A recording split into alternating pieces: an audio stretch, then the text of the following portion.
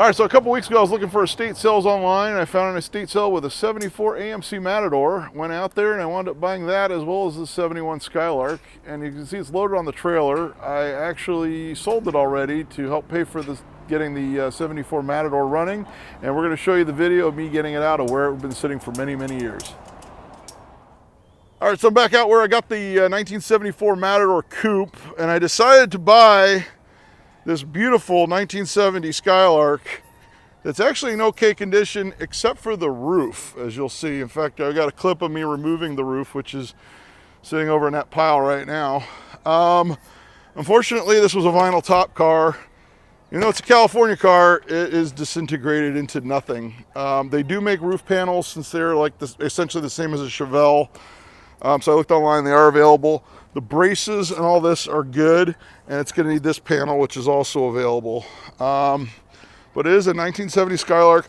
Fortunately, the guy lost the keys. They were actually here when they had the estate sale, and I didn't buy the car then because I didn't know that you could get that top metal very easily, and so I did not get it. It says last tagged at 05. I ran the number. I think it was off record though, and it's got "Save a Tree, Eat a Beaver" on the plate frame there. So very 70s plate frame. Something like you'd see on a van though. Unfortunately, none of the tires air up. It has a 350 and but definitely a project car.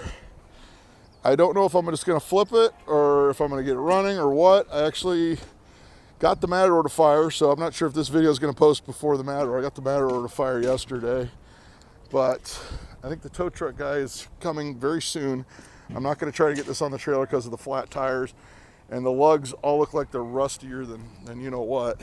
I hit them with some PB Blaster, but I'd rather get this back to where I have control over the car because everything has to be off of this property, I think, by tomorrow anyway.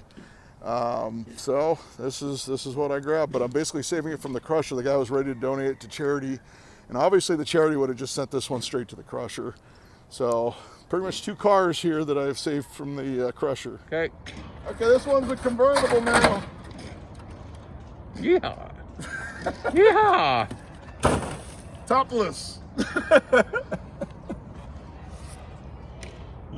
Let the sun shine in. All right, I popped the hood on the Skylark. As you can see, it looks similar to the Matador. Everything's sort of intact. Fortunately, the keys are missing for this. They were here last week. This car shows 96,000 on it. I think that's correct. It looks like a really decent car other than the top rust, which was caused by the vinyl roof, which unfortunately what happened to a lot of cars of that era that had vinyl roofs. But it has a 350 Buick in it, not a 350 Chevy. It is a California car, and I'll be getting this out of here hopefully here in the next few minutes.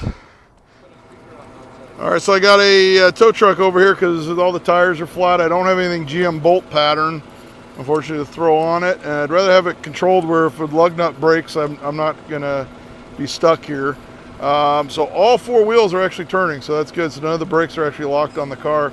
Fortunately, I do not have the keys, so I cannot turn the wheel beyond where it is right now. But we'll be getting this over to my old shop. It's gonna sit next to the 59 Ford for the time being, and then we'll see what we can do with this.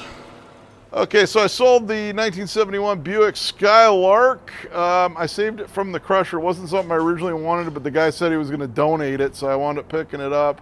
Made a couple bucks, helped pay for the Matador project, which will be coming up on the channel. The 74 Matador Coupe, which are kind of rare. It's kind of a bucket list car of mine.